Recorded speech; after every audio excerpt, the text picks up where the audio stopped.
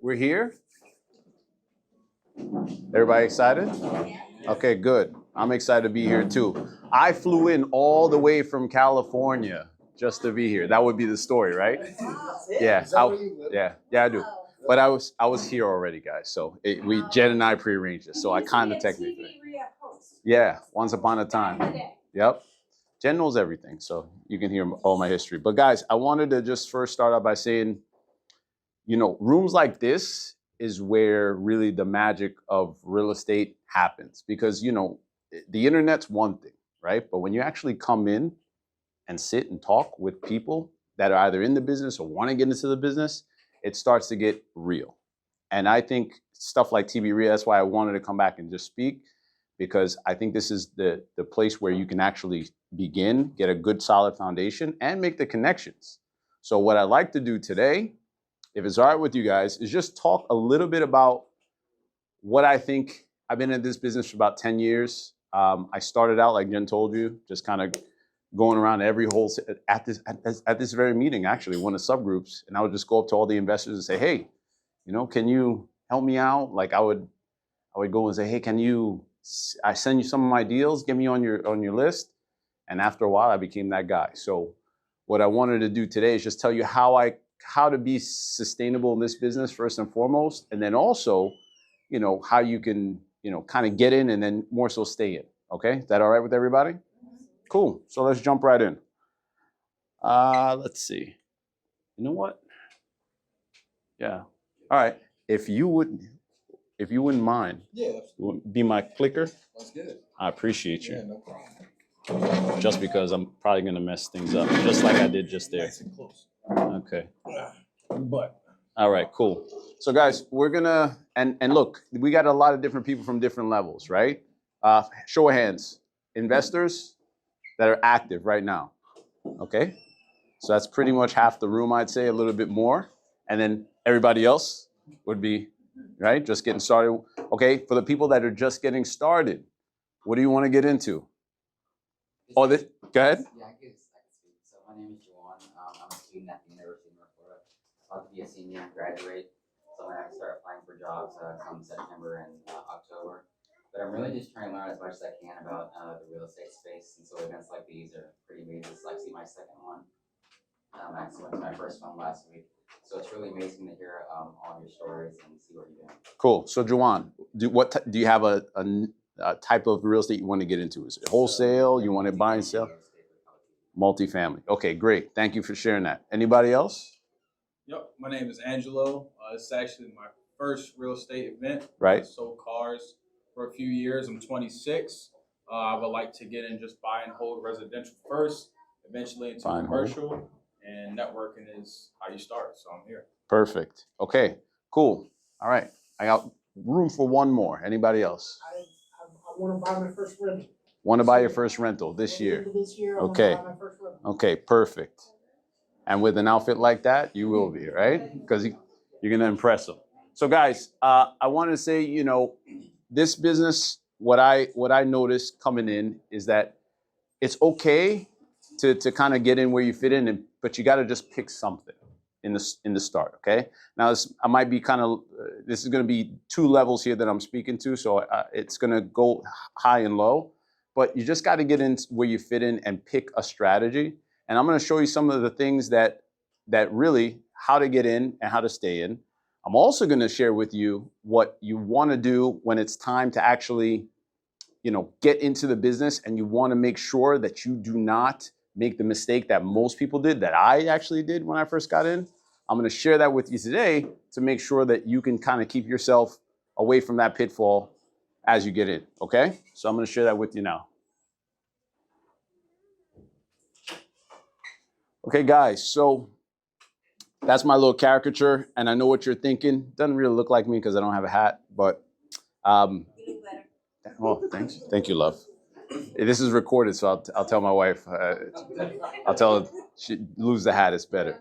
But so my story is a little unique in the sense that when I got started in New Jersey, and when we got rolling, I knew that I wanted to get into the business, and I was working the W-2 at the time, And I got into that business just saying, look, I got to get something going. So I went to this seminar, okay? Those aren't even a thing anymore. People just go online and buy a course, okay? Went to this seminar and I said, I could do this. So I put some money down on my credit card. I had a, I think it was like a $25,000 investment. And I went to this one weekend. And I looked at this thing called wholesaling. And I thought to myself, you know what?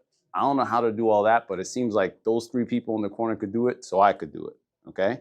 So I went forward and I started and I got into the business. I did a little bit, enough to just be kind of like know what I'm doing. This was before YouTube was a thing. And then I got my first deal. Now, anybody want to guess what happened after that? You couldn't find your second deal. There you go. Chicken dinner right there, right? Winner, winner. Didn't know how to find my second deal, okay? So what ended up happening to me, okay, as I went through this, because I didn't understand the business, I ended up going into a foreclosure, okay? Then shortly after that, I ended up going into a bankruptcy because at that point, in my infinite wisdom, I cut off all my income. I had left my job and I said, hey, I got one deal. I could certainly get two. And what ended up is a snowball of going foreclosure, bankruptcy, and ultimately, having to sell pretty much everything I had just to kind of stay in the game, okay? Why I'm telling this story to you guys is kind of a little bit of a sob story, but I want everybody to understand that real estate is one of those things where you do not have to sacrifice everything that you have to get going. As a matter of fact, I think that's probably the biggest mistake that some people make when they think that they come into real estate, because it's one of those things that can't, if you want to do it right, it's labor and it's sometimes capital intensive, okay? There's money that's involved. So if you have a W-2 or you're making income elsewhere, that's a good thing. That's really a good thing. Don't look at it as a crutch or something that's going to hinder you.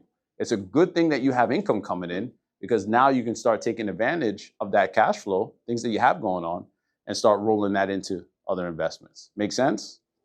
Cool. So in that process, for myself, I found myself after going through what was kind of traumatic, right? Going from making a decent income at mid-20s to making almost nothing and being in bankruptcy. I got really scared of kind of like what was going to come, because I had already failed. I was married at that time. Having to go through that with a loved one is a tough thing, especially being married at such a young age, right? And we had a kid as well. So what I would tell you guys is that, the way that you're going to get to be successful in this business is really just to keep it simple. For anybody getting started or anybody that's already established, and this could act as a reminder. In these times, especially when the market is kind of getting weird, you just got to pick a strategy that that works, okay? So the first thing in real estate is understand that this business, to me, and it's always been, is you got to know where to get the leads coming in. Okay? Whether you want to be a wholesaler, I've had a wholesale business for the last 10 years. Whether you want to be a wholesaler, which is the person that generates the leads, or you want to be somebody that just gets calls from agents and wholesalers, you got to know who those people are so you can get the phone ringing, okay? Once you do that, the next thing you want to do is you want to figure out, well, okay, if I got these deals coming in, how am I, who's going to be the ones that are going to help me with this, okay? Who's going to be the person that's going to help me take these deals and convert them? Because in the beginning, if you're what do they call it? Solopreneur, right? There's so many words for so many different things that we used to do like 10 years ago. And it's like 40 words for it now, right? Yeah. If anybody, solopreneur, anybody wants to take that, you're welcome to, right? But back then, when we were doing these things, like, yeah, you're starting out, the first person that's going to be doing this, you're going to be on the team by yourself. But when you get yourself to be in a spot where there's other people that can help you, that's really when you're going to start to grow. So start first by picking a strategy, sticking to that strategy that works for you, whether it be buy and hold, fix and flip, whatever you decide is going to be the thing for you, then start building a little team around you, okay?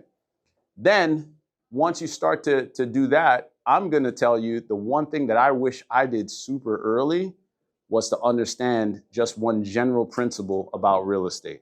Anybody want to guess what that is? Location. That's one of them. By the way, this is not like just Damon talking. My wife will tell you I'll talk all the time. This is a participation sport. Anybody else? Okay, I like that too. Who said that? Mr. Fix and Flip and Fund and Flip, right? One more person, please. Gotta buy right. Gotta buy right. All great strategies. But here's the one thing. Even though all those things are really, really true and applicable, the one thing that I learned is that you got to have access to capital. Was anybody else thinking that before I said it? And all the people that have been doing this for a while, like, yeah, you got to have access to capital. Now I'm going into the little history, because I used to play Monopoly when I was a kid. Anybody else? Okay, all right. I played Monopoly when I was a kid. Every Thanksgiving, Christmas, everything like that, we would go and we would play Monopoly at the dinner table. Of course, I was the banker, right? Because I had to have access to the money, and I would rack up all the properties and I would kill, and it was great, right? But in real life, those same rules apply. It's still Monopoly. You're just playing with more money, right? And in present day, or even back then, it's always been about who has access to capital that's going to be able to execute. And I think a lot of investors, especially newer investors, they kind of underestimate that, because the person in the back is always saying, don't worry, you can get into this, no money down, no this and that. And yeah, you can, but it's going to be a grind. It's way easier to get the chain to move with some grease than it is when it's all rusty and crusty. You know what I mean? So what I tell people is, when you get into this business, you want to apply that Monopoly rule, which is, yeah, you're going to start out with some money. You're going to go way further and get around and start collecting some $200 and some rent way faster. Okay. So here's what I'm going to do. If you wouldn't mind going to the next one, I'm going to ask you guys a question. Let me ask you, how many people are using in this room other people's money? Okay. Do me a huge favor. Raise those hands a little bit higher. I got you. Okay. Boom. Okay. So again, about half the room. More the experienced side, I would say. Okay. Let me ask you, of those people, how many of you guys own entities? I would venture to think most of those people already. Okay, perfect. All right, here's the kicker. You ready? How many of you have those entities have money lending in those entities from banks? That number just dropped off. Just yes, it does. That 1 out of 10. 1 out of 10. And that right there, ladies and gentlemen, is why you came tonight, because I think that is the biggest, like sometimes when you're just sitting there, you're sitting in your house and, there's something you're looking for and it's right in front of your friggin' face. Like that's the new wave that I think that we're really not looking at. Everybody's talking online about how cheap money is, how capital's been free flowing all these last couple of years. Interest rates have been low, even though they're up a little bit. They've been low forever, right? One person out of the whole room, besides myself, is getting capital from banks. Too slow. Well, here's the thing. Look at this guy in the back. He's like, hell no, it's fast enough. Now, here's what I'll tell you guys. And what I mean by that is, look, it's maybe just the way you're thinking about it. Did you know that right now there are several banks that are giving out anywhere between $20,000 to $100,000 to qualified people that have established assets, credit, and income, all that stuff, some W-2s like we talked about, $20,000 to $100,000 worth of credit, and some of it is 0%. Nobody knew. Right? 0% interest. 0%. One of these banks right here in Tampa, I had recently, and I'll tell you a quick story. What's the long time? Sure. So we can ask questions now, or we can ask questions later. Well, I think it just helped the conversation. Let's do it. Are you talking about credit cards? Yes, there are some credit cards and also personal lines. Personal lines. Yeah, personal lines. But the one thing that you got to pay attention to is these banks are also giving opportunities to get business lines of credit. I asked you guys who has businesses. Some of you did. For all the people that don't have businesses, guess what? You should. Because there you have the business carry the debt, and that's going to be the place where you can take some of that interest or that debt and go and put it towards assets. And that's the game. So here are some of the ones that I felt that I would touch on today. We got business credit cards, business lines of credit, private money lenders. As you establish and you get yourself some, I'm sure most of the room here is using some of that or some private money, and credit lines and mortgages, okay? Now, if you wouldn't mind going to the next one. Thank you. So, I'm saying all that to say, and I'm going to give you guys a real example of just kind of like how I've been able to do a little creativity myself, okay? I'm saying all that to say it's one of those things where it's right in front of your face. And I'm going to leave you with a couple of resources where you guys can go and find, a couple of even local banks here where you can go and find those opportunities for yourself, okay? Get connected with these banks. And then and here's the plus, you don't necessarily have to be in real estate. You just got to get yourself an established business, check off a few boxes, and now you have access to $20,000, $30,000, $40,000 more of usable debt that you can put towards doing some with these assets, okay? So here's a property that we bought out in Arbondale. Of course, all these babies are lookers, right? They all look amazing, right? So that property is a 2-bedroom, 1-bath out in Arbondale. Of course, we always go direct to seller. That's been my claim to fame for the last, I don't know, better part of like 9, 10 years after we started wholesaling. We just figured out how to get to the seller all the time. And this particular gentleman had this property rented. He was like, hey, my tenant's not paying. I don't really like this property that much. And he wanted a pretty close to market price. And I said, nah, we can't do that. But would you be open to terms? And what terms is just asking him if he would owner finance the property. Everybody familiar with owner finance, right? So what I did is I approached him, worked out terms for about $5,000 down. We covered the closing costs. We had this amazing title company that was reputable, local, and the owner had red hair. And we were able to get this done relatively because she knows our process. Got it knocked out in, I think, under like 30 days. Closed it and put everything together. And right then and there, we were just like, okay, perfect, got it done. Eventually evicted the tenant that was there. Of course, we'd have to do that. Then went a little bit further and then took that property and then decided that we're going to convert it into a rental. Now, this is kind of like a lighter rehab. You're going to do some kitchen, some flooring, just kind of get the exterior all uniform. House is in pretty good shape. The roof was new. The AC was in good shape, so that was okay. And a nice piece of land, almost like a 1/4 acre out there, okay? So if you would, go to the next one. I think it's actually a little bit over an acre. No, close to an acre, I'd say, okay? So we got this one on a 30-year fixed. The seller financed the deal, right? 30-year fixed, no early payment, no balloon, nothing. So we got a 30-year. I believe on the interest rate on this one is somewhere like 6.5, which is not terrible for 100, pretty much 100% financing. We had a payment minimum clause, and we could pay a minimum and also the fully amortized payment, which means just a full payment based off of the interest rate and the time. We're paying $995 on that. Monthly rental there is about $1,800 in the market, and $20,000 in repairs is what we estimated. And guess what? We're not using any of our cash to lay that out.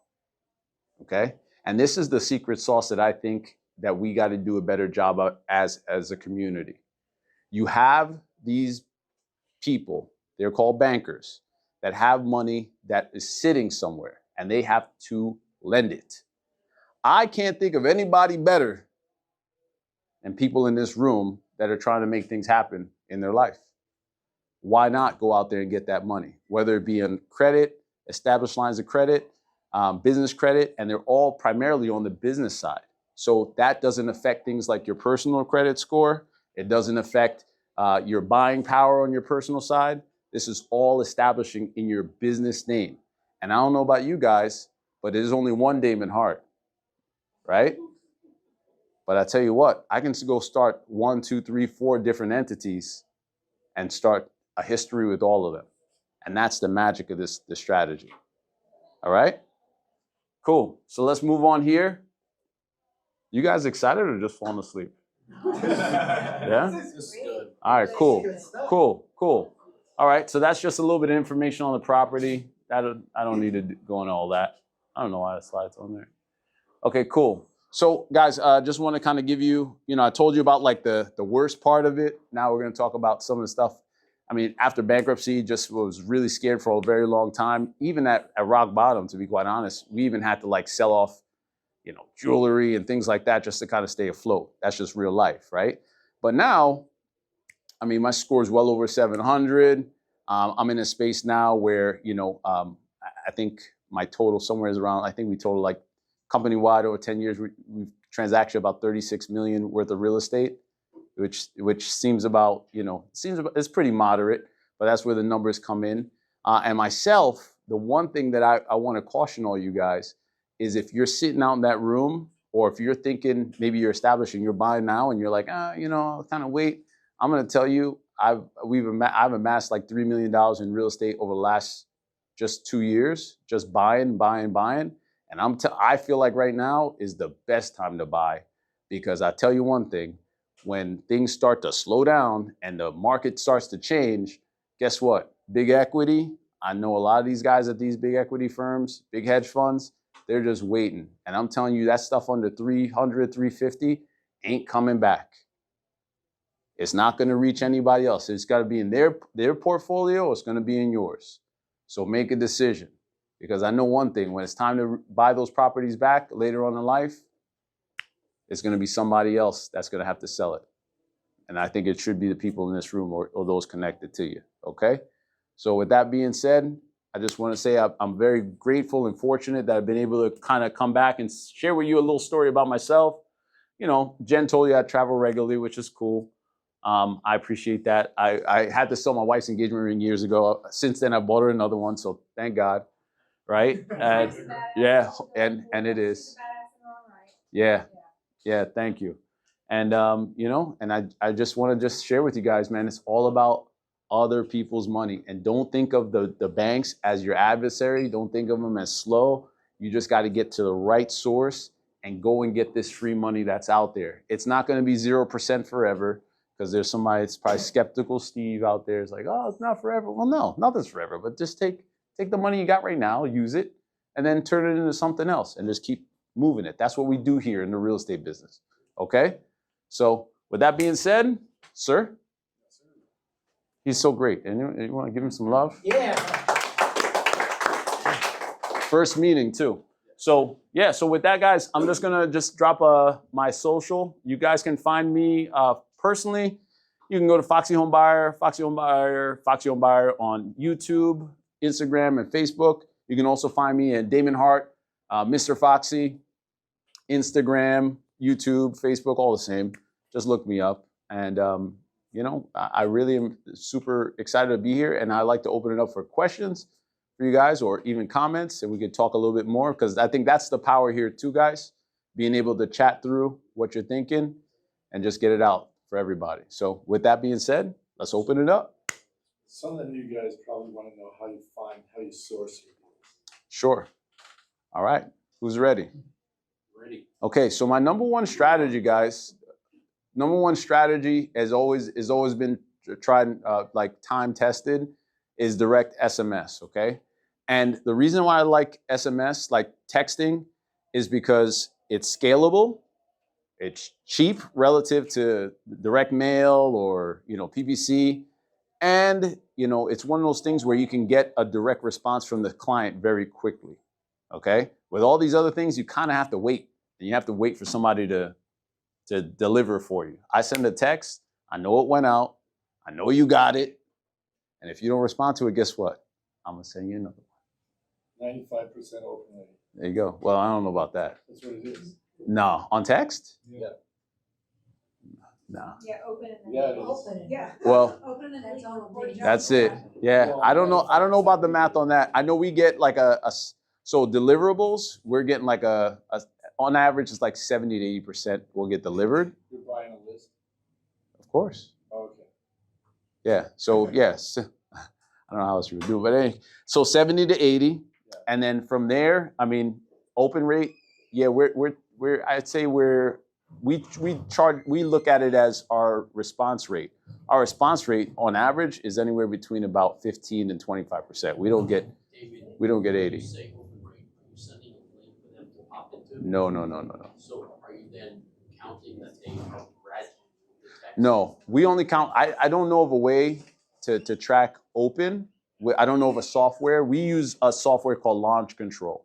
Okay, so on Launch, you can track certain deliverables, but I mean, we just look for our response rate. I want to know who's the person that comes back and tells me, I like it. I want a response. So your response rate is your open rate is somebody responding back. Correct. Because other I think they're reading it differently as a read rate. Everybody's reading it as it's a text. Maybe. A response is different. Yeah, maybe. Yeah. The reason I said that is I own the telecom company. Yeah, that's what I'm I saying. know I all the agree with you. regulatory on the SMS, and it's different because normally you have to have a relationship with the owner. Correct. Of the phone. In order to send something initially. Yeah. I didn't know that. Yeah, so anyway, it's just a different game, but now it's pretty loose. Yeah. Well, it's interesting, being in the space, and I'll share some because I like to share the stuff that, like the dirty stuff that happens too.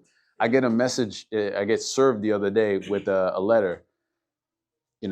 I got sued for sending a text message, and it's like to that point. And They did not in. Exactly. Yeah, that's the whole deal. And I'm telling you I guys, invented broadcast voice messaging, so I know. so he knows about it. Anybody needs to talk about it, like that kind of stuff, this is the guy, Yeah, but for that's sure. not the point. And I don't mean to blow up your bubble because the No, reality is not at your all. system is really obviously super effective. Right. It's really literally the most effective because email is not. Right? No. So the reality is, you get a list, you get a direct access to the seller, you've got the best case scenario. 100%. You might have to get the little slap in the hand warning from, the regulatory guys. But the reality is there's so many people doing it that they're not going to go after you. They're going to go after the Morgan and Morgans or somebody that's blasting 450,000 of them a day. Sure. Right? Yeah. I wouldn't dispute that at all. Yeah, we have a friend of ours that just went through a very lengthy and extensive process with that. There's a local attorney here that is specifically advertising for people that are being solicited. Right. And stuff. Yeah. So it's kind of like, an ambulance chaser kind of So attorney. Oh, yeah. Morgan and Morgans. Yeah. So They sued the Buffalo Bills for sending texts to their fans. exactly. So like if you violate their the codes and stuff like that, there are some repercussions, but they have to prove it. There's the benchmarks that have to occur for there to actually be a fine from the judge. Not that I'm an attorney, so I can't speak to this. Sure. But I know one. There's tricks around it. Yeah. There's tricks around it. Yeah. And here's the other thing, guys. I will tell you, no matter what, I've been at this a while, you're always going to run across people that are, especially when you're going direct to seller. And Jen talked about this. I don't screw anyone. Look at the people that you're in this room. This is like we had this saying, I grew up in New Jersey. We had the saying about Rutgers University. It was like going to the 13th grade. Because everybody that went to East Brunswick went right over there to Rutgers. So it was like the 13th grade. So you kind of knew everybody. Although Rutgers was huge, right? Real estate, you don't screw anyone because you're going to run into the same people. And the people that are on Jen's naughty list, they just never got that. Okay? So one piece of advice is just like, look, even if the temptation is there, because we're all human, just understand that if you do someone dirty, there's a very good chance you're going to see them again, and they'll remember. Because I know some people on my naughty list, and I'm a nice guy. Even the big thing is on your seller, you're doing that guy a favor, right? That guy's like fed up with the landlord model, and a lot of people actually, they like it for a little while, and then they burn out because they don't know how to manage the eviction. 100%. 100%. 100%. Throwing the towel. Yeah. So you're helping the guy out. But even if you don't buy the property, you always got to stay friends with that guy because he's the guy that's going to give you brain damage on a text if you get snotty and go, oh yeah, why didn't you sell me that? Yeah. Yeah. You have to stay friends with that guy. And you'd be surprised. You'll get referrals from those people if you treat them right. Good point. That house that we saw was number 3 that we bought from that one seller, all on owner finance. Yeah. So that's something and that's the other thing. I look at the customers. I look at them as clients. and it's phraseology. When you say client, you like, okay, well, we're working together. You know, I'm working for them. They're my client. I have a product to sell, but they're my client. And some people are, oh, the sellers or my prospect. Think about the words that you're using, how dead that seems, how impersonal. Prospect? These people are trusting you with probably the biggest transaction you're ever going to do in your life, right? So why not treat them with dignity and respect? And I'm telling you one thing. A lot of people think, oh, these people, like the people you run across, your clients are going to be degenerates. That's not the case. Most of the people are just regular people. They just don't do real estate every day. Yeah. That's it. The average person buys 2 houses. Yeah, in their life. So I tell them, I said, don't worry about that. I know you don't do this every day. I do. So let us handle it. Let us do whatever, and we'll make it good for you. So that's it. I have a question for you. Sure. Everybody's looking for deals. What are your hot markets? Do you target Florida? I'll get my Do you drink. target California? Thank you, bro. Where are you finding deals these days? Yeah, man. So Mexico, you know.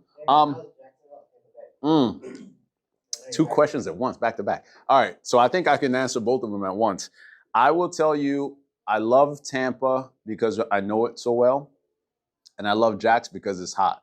You know, Jax to me is just the price point is so right that you can get to. I have like 3 houses there for sale right now. I don't personally buy to hold in Jax because we don't have teams out there that could do the work. I tend to do more stuff here in Tampa, buy and hold, and Polk County, but up there, man, I'm busy as I just sold a commercial property, you know, and just threw it on the MLS and jumped, boom, just like that, under 30 days. So Jax is the spot. And in terms of California, it's not a flip market unless you're there. California is so busy, at least in SoCal where I am. You have to be there and be plugged in order to really start generating interest because there's a lot of people. And when there's a lot of people, there's a lot of opportunity, there's a lot of competition. So you have to really be dialed into that market, know who the players are, kind of get and move with them. And then eventually, I'm sure you could do a deal. Just know that the price points are going to be a little different than we're used to here in Florida. For the new people, don't you think it's better to stay close to your home turf, pick a box, work in that box, and then build your network, your title company, your money guys, and everybody that's familiar with your turf? Yeah, 100%. Yeah, that's a great suggestion. You know, and even to the more established guys, right? You guys know, right? We all know, like, we want to go conquer everything, right? But over time, you figure out, like, you're good at a handful of things. Why not just double down on those things? And your team is the one that's going to dictate how good you get at whatever box you select, right? Like me, my team is fantastic. I would probably put my team against any of the big shops. I got like a team of 10, all virtual, you know, and we do what we do really well. Are we always looking to improve? Of course, but we do what we do really well, and that's my core. So what do? I double down on that, and I pick my spots where I want to buy property, what I want to buy, and our ultimate goal is to continue to dial in our process to then be able to roll that out on a larger scale. So newer investors or more established investors that want to have that type of marketing power that we have, we're going to give them that same blueprint, systems, everything rolled out in one bundle. So now you have properties coming in every single month. Whether you want to decide those are the properties you want to buy, you know, multifamily in Nebraska. If that's your Lincoln, Nebraska is your spot, you can dial in and just do that. Or you can just buy regular single family properties here in St. Pete. Yes, sir. So what makes you decide on which properties you want to hold, like for rent, or which ones you want to like sell? That's a good question too. It's really just data, right? The numbers. Because like you look at I look for things like, okay, is it in a progress of growth? Like if I can get my number every month and I know things are kind of coming eventually, I like that area, right? Because sometimes, you know, if you're trying to buy in a really hot, juicy rental market now, everybody wants that deal. So if you can move a little bit outside and still be getting decent rental and the numbers work, that's a deal you want to take down. you know? So get that one, like Arbondale, everything in Polk County, that direction is for in that area where we have this house is a good area for a rental. So I figured, hey, if the numbers work, I'll just hold on to that one, and the other properties that I have, just hold on. And then at some point, because it's under, and here's the other thing, under 300,000 as a price point, I feel like is really pretty much entry level nowadays, right? It used to be entry level was like $150, right? Now if you want to just, yeah, I got a job, all right, bro, 350. You know what I mean? That's just what it is now. So I just don't see. And we used to sell a bunch to hedge funds. You know, this is my buddy over there, John. We would buy a lot from hedge funds, or we sell a lot to hedge funds as well. Like over the last probably 2 years when they were really hot buying, and those guys will buy every fucking house. Excuse my French, but they would buy every fucking house just like that. And what you realize is that these guys, they're not thinking about. They're just all off of data. And when they're done, they're done. But when they come back in, believe me, they're going to come back in. They're going to come back in with a lot of money. And I don't know about you guys, but you know, money talks. And realtors, other wholesalers, they're going to be going wherever the money is. That's just the way it works. And those houses are not coming back, ladies and gentlemen. I haven't seen a hedge fund be like, oh yeah, I'm selling off to, you know, Larry. No, I'm not doing that. It's just not happening. Yeah, I got a question. Yeah. Yeah, so kind of going back to what you brought up and also your main point of having that bread and butter. Right. You know, where is the point where I should say, hey, I'm comfortable to step from my backyard and start expanding virtually? Because that's really the goal, you know, especially from, you know, me personally, where I grew up, how a lot of people I grew up around and in my family didn't get to travel. Sure. So that's the goal for me in the future, whatever the Lord wills. But what is that point where I can step from backyard and broaden that box? Yeah, that's a good question too, man. I would say, you know, my best advice there is I just, like, I'm friends with a lot of the big operators too, like guys that are all over and do virtual stuff throughout the country. And I would tell you that all of us started in the market that you're in, and then you just establish your crew. Because if you have a foundation, just like anything else, right? When you have a foundation and you know it's consistent there, then you can kind of say, okay, let me go and broaden my horizons. But there's a birthing process and then a maturity that has to happen, and you don't want to be doing that 1,500 miles away. You know what I mean? It's way easier to contain the problems and the issues and get really good at what you're doing right here, where you can go talk to Jen, figure it out, understand it. You have your boots on the ground right here. Then once you get some consistency, and that's the key, the way that consistency works, guys, in my opinion, is you got to get your systems dialed in. Because, if you systems is everything. Because here's the thing: you can be a fantastic operator. You can be really dope at I'm closer Carl. I go and get me on the phone. Okay, cool. But what happens if you're tired or you're sick? Nothing's closing. So you got to get to that point in your business where you can systemize and have people that are in place that run your business, and that will allow you to be able to scale along with your systems. People, the buzzword now is like AI, right? Like, oh man, AI. Guess what? Before you even do AI, you have to do a deal. So stop talking about AI, do a deal 2, 3, 4, then start automating, then start figuring, systems, then get to automation.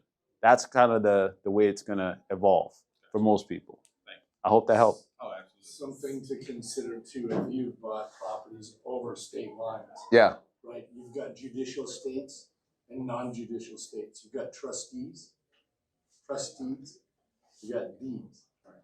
So they're holding the title and the properties. Different ways. She'll talk about that. But the reality is, you know, get good at one thing. I would say, you know, when you grew, obviously you got really good at one thing. Now you're doing commercial and residential, but you didn't start out like that. Am I correct? No, sir. Did not. So got one thing. You know, Pete Fortunato, who's a friend of mine, but he's going to come and talk. But the reality is, when he started his model, he picked one page out of his 500 paper course. papers, 536 pages. Yeah. In the paper course, he did one page. He did that model over and over, rinse and repeat, until he was blue in the face, and he had built a good, solid network. So the reality is, you know, if you're starting, there's a lot to be learned from a guy like that because, you know, I think he told you the key is process and systemization. Because the same paperwork might not work state to state. Sure. Well, Correct? yes, I was just gonna add on, people that are sustainable, I've been doing this 20 years, okay? I've been a fix-it girl for 20 years. She has okay? been. So when I say I'm a Fix it. nerd, I'm not money motivated. It's probably one of the biggest professional calls, full disclosure. But Damon calls me the challenge. I'm like, game on. Let's go. Yeah, yeah. So, I called you with one today. yeah. Exactly. Basically, start with your sandbox. Okay, start with the guy, you know what, you want to look at rehab? Start with the guy you went to high school with that's got a roofing business. Start with the guy that you went to high school with that has a painting business. Yeah. You know what I'm saying? Like, Solid. start in your solid backyard. Yep. Guess what? Those are relationships you don't necessarily have to go and start new with, right? And when you see people's character, people are going to go through ebbs and flows in life. They might have been a crappy contractor and they're 2 years out right after high school when you ran into them that one time at the bar, right? But fast forward 10 years and guess what? You're talking about a different story. They got 5 people working for them, 10 people working for them. Nah. But those relationships that you've already got in your life can be instrumental, okay, to get you started. You don't have to wake up tomorrow with a network like Damon's. Damon's been working this business for how long? The 10 years 10 years consistently. solid, Yeah. That I've at least done. Yeah. So I can attest to that. And he's been through ebbs and flows. 100%. Like hit rock bottom a couple times, I think, like just like the rest of us. Yep. But he's learned, he's scrappy, and he's rebuilt. And then as you've got your sandbox down, once you get comfortable with that sandbox, you expand your sandbox, right? A lot of people nowadays, if you watch YouTube, you watch some of my favorite Don't people say on, those names. on any Don't that say I will names. shall remain nameless. Oh, They're buddy. selling you a business in a box Yep. that works for some people, Yeah. right? But you have to be ready for that box. And if you're not ready for that box, you know, especially nowadays with technology and everything else, the old school methods are what are actually crossing the finish line on our desk. In our pipeline, the old school methods are the ones that are actually getting to the finish line. You know, all the text messaging you want, guess what? If you can't get on the phone at the end of the day and sell a seller yourself, Yeah. or sell somebody in person, look, I want to buy your house, and you've got that authenticity and those people skills, you're dead in the water. It doesn't matter how many deals you got. It Yep. doesn't matter how much money you threw at your new Salesforce system. Yep. At the end of the day, you're your business. So start with what you know when you're getting started, especially right now going into this next cycle. Because what's going to outsell it is that you're going to be there in person, talking face to face, man to man, or man to woman, whatever, or they. Or they, them, thems. That's the thing. But what you're going to do is you're showing up. Some virtual wholesaler from California or Idaho, you're there in person, right? If you were in a distrust situation, who are you going to trust? Right. Right. And at the end of the day, I can't like emphasize that enough, especially on the closing side. You can bring us a deal, but if you haven't done your job and established that rapport, there's only so much we can do for you. Yeah. And we save a lot of deals. I'll tell you that right now. We save a lot of deals. But it's one of those things where there's only so much we can do, because if you've gone in and lied to them, if you've gone in and misled them, if you've gone in, at the end of the day, the money is not the issue. The problem they're facing is, and if you can come in and be their friend, and you can handle them through it and be legit and be transparent. Yep. The guy that I talked to for Damon today, Yeah, I'm okay. he screwed up property, has some title issues, duplex, 2 different properties, and a fight with his cousin, he wants the other one, and the other one, blah, blah, blah, all this stuff. I got on the phone 2 minutes in, this guy started bawling like a baby. Why? Because it happened to be the anniversary of his dead dad's death, right? Today. Today. Yeah. And he is got $150 in bank account, got laid off in September, and is scraping by. This is the 3rd or 4th person he's talked to. He's not under contract with whatever. Everybody's been scared by the title issues that are there. And they've ran and like let this guy flailing. He's been screwing around with this for 2 years. He finally had to move his family out because he was to the point where he literally could not keep a roof over their head unless he moved and took a job elsewhere, and they jerked around on that. Like, so these guys been through hell and back, right? Yep. And do you think he gives a crap? Sorry, but do you think he gives a crap how much money Damon's gonna offer him? Do you want to know? He told me Damon is who he's gonna go with, no matter what price he gave him. He literally said that to me. I don't care what price he gives me. I'm going with him. It's proven Because rapport. because he was 100% authentic and he was real. And his thing was, no, I'm not going to put you under contract again and waste your time for another 6 months. Yep. Let's get my title girl on the phone. Let's figure out what the problem actually is. And let's see if we can solve it. Then we'll go from there and we'll talk price then, dude. You know, like I don't want to add to your troubles. Right. And he was the first person that came along that treated him like a person. Yeah. And that is why he is. David could have gotten him like, yo, I'll give you $10 for the property. He'd been like, no problem. Yeah. You know?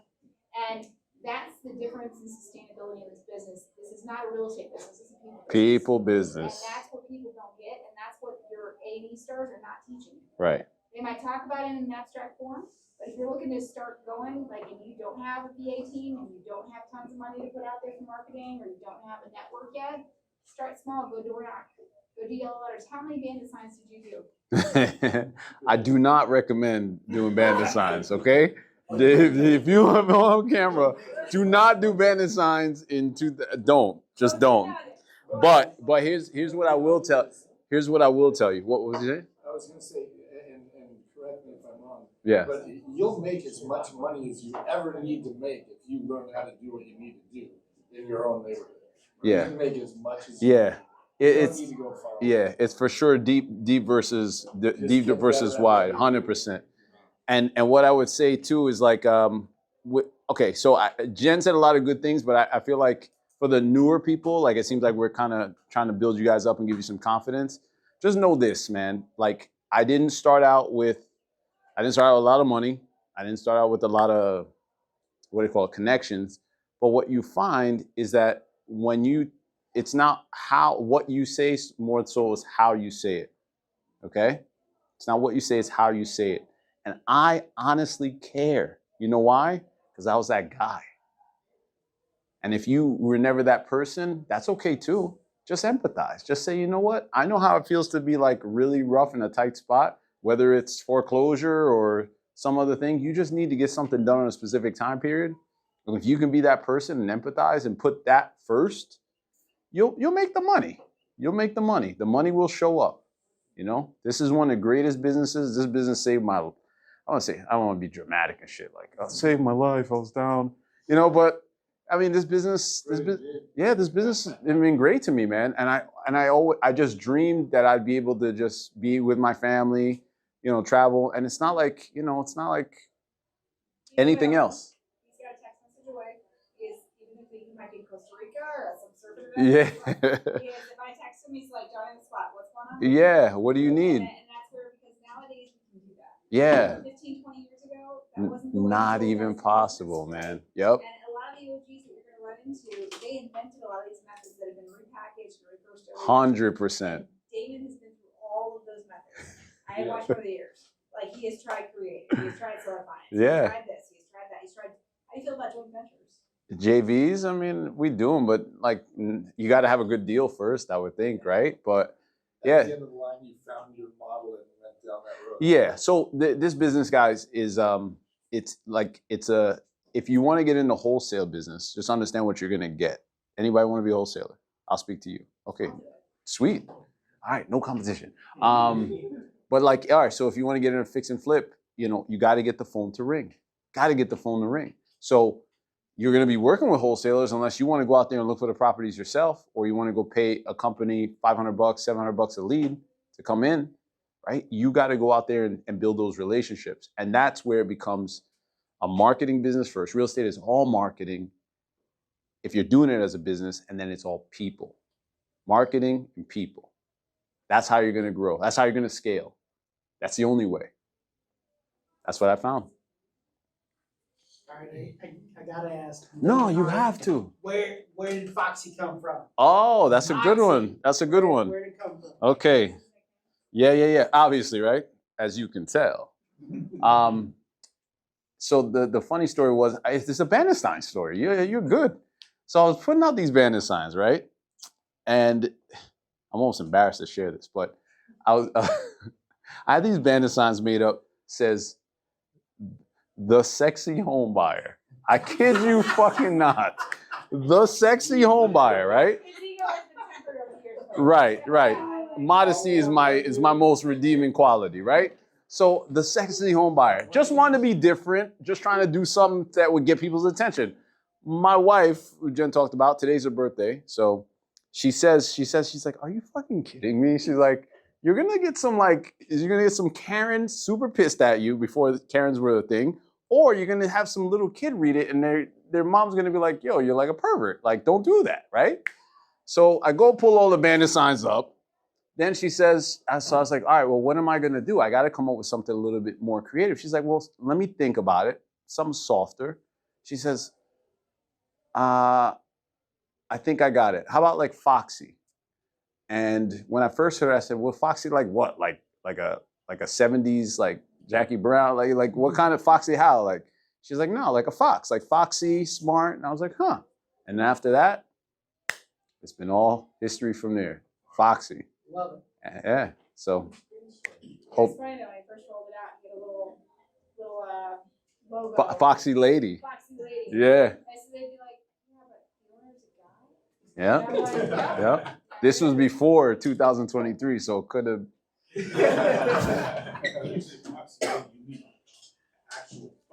Yeah, like like a fox, like out of the box, called a fox. All right, with socks on the box. Yeah, buddy. Thanks for your help, bro. Yeah, absolutely. Good luck. All right. So, is that anything else? Going once? Yes, Derek. Right? Yeah. You only get one, Derek. I'm just kidding. All right, go ahead. The market next 2 to 5 years. Mm. You've been typically back development for the Okay. housing market, and where are you deploying your capital as you're making those money? Assets are back into Yeah, sure. So the first question, what do I think about these two markets? 2 to 5 years. Yeah, I mean, the data says it's strong, especially in that 300 and down present day, because again, it's where people can afford, and they're not making enough of it fast enough. We were at a mastermind a couple of weeks ago, and they were talking about just the numbers. It's something staggering. Like we won't be able to. It would take us 10 years just to produce enough new construction. Well, we need 14 million. We're only going to hit 10 million because they all pull back all the way. Exactly. So we would need bottom line, we would need a tremendous amount of new homes just to meet the demand of what we need to get people in place. And then that's 10 years just to build it out. Okay? So I'm kind of smart, I guess. I'm foxy, but I don't need 1 + 1 is 2. If we have a shortage, you only have a certain amount of houses that are going to be available. Guess what? Guess what? Yeah, go with what people are going to be buying. That's the name of the game. So if you do that, I think in those two markets, Tampa, Jax, yeah, Polk is great because it's a little in between. It's that's where like investors go to retire a little bit in this area, right? Or you're tired of getting beat up in Tampa, you're like, shit, I'll just walk over to Polk and get myself something in Lakeland or Bartow, So yeah, so that's kind of the move. So and what was the other question? Where do I deploy? Yeah. Right now, man, our next wave is we're buying in the markets that we target. So Tampa, Jax. I do a little bit of Brevard County just because I know it, and we're just putting money in those areas where the data makes sense. Yeah. Yeah. We got some commercial stuff, but it's mostly single fam right now because I just think that's going to be the one that's going to preserve value long term. No. I don't know what retail space is going to be doing. Like that's hit or miss, but I know somebody's going to want to live in a house that's 3-bedroom, 2-bath. And I know all these other companies are going to want to go after that asset class too. So that's where I want to be. Yeah, you're welcome. 2 questions. All right, going once. Any other questions, guys? Going twice. Okay. What's the percentage residential to commercial? That we do? Yeah. 75-25. Yeah. Yeah, we target multi-unit stuff now. I put that on the commercial side. Yeah, that's our newest wave. What's your sweet spot on commercial? How many units? It really starts making sense. Like it depends on the deal, but like I'm looking more out west, and that stuff like anywhere over 25 units. If it's a decent neighborhood, it makes sense. Yeah. Put in a manager. For sure. Yeah, a lot of people like different things, man. Like people like self-storage, people like, multi-units. Some people like, I got a lot of buddies that are in like short-term rental space, luxury. They do really well in that space. I don't want to be an Airbnb manager. I hate it. It's not my favorite. We just got into one and It's not bad. Yeah, and that's awesome. I don't know why I looked at you when I said that. And it's like, yeah, you had that look. You had that short-term rental look on your face, right? But yeah, man. All right, guys. So with that being said, I want. Oh yes. So granted, I know you said the numbers is basically what makes it make sense, right? Yeah. So you typically when you are doing like a rehab property, is it just based off the numbers that you decide to hold it for a rental or a rental No. to sell it? No. Usually you want to pick what strategy you're going to exit with first, right? When I say exit, like you want to know how you're going to get out of that deal first. Whether you want to get out on a flip, whether you want to get out on a buy and hold, you're going to get out of that deal and then maybe refinance it, okay? Or if you want to do something like a little bit more creative, like you buy it, rehab it, maybe you refinance it, and you say, okay, maybe I'll lease it or lease with an option, whatever. It's up to you.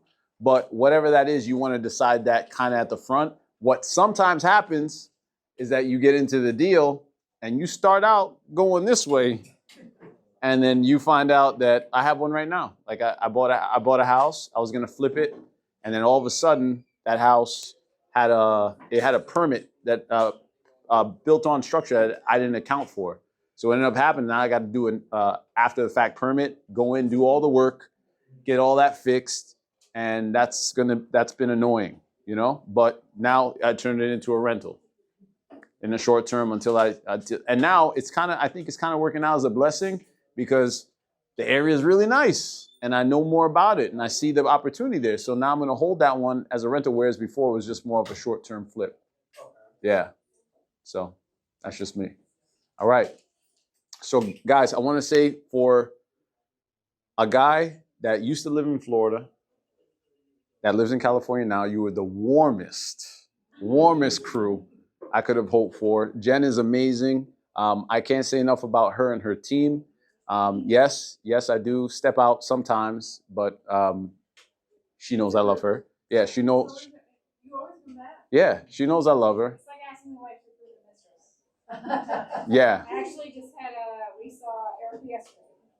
You did? Okay, see? She has a name, my mistress. Her name is Erica, right? But like, yeah, man, guys, I'm just so stoked to be here. Thank you for having me. And if you guys want to chat a little bit after, I'll be here. But, you know, just get started, keep going, and do some more, all right? How can they like if they're gonna really want to talk to you about that Ooh, stuff? yeah. How can they help you? Oh, so for me, guys, I'm always looking for opportunities, always looking for deals. If you got something that you're looking to sell or you're looking to buy, I'm great for you because I pretty much know every big shop owner in all of Florida. I'm sure some of you might too, but I can make a phone call and pretty much know anybody that's looking to buy or who has buyers elsewhere. I can definitely help you with that. The best way to help me in my business right now is I'm looking to hire. So if you know of someone that is a great, I'm going to use this term, it's a traction term, integrator. You ever heard that term? Okay. You know anyone that's a good integrator, somebody that wants to come in and work with a visionary that wants to make your operations go smoother? I'm looking to hire that person here within the next 30 days. So they can apply. I'm going to give you my phone number, 813-413-7929. I'll give it again, 813-413-7929. You can, that's the place you can reach me in my office. And I'll also give you my cell number, 732-668-7645. Okay? 732-668-7645. All right? And just give me a call. Let me know what you're thinking. And I'd love to work with you. All right? So with that being said, you know what you got to do. That's right. Keep it foxy. Thanks, guys.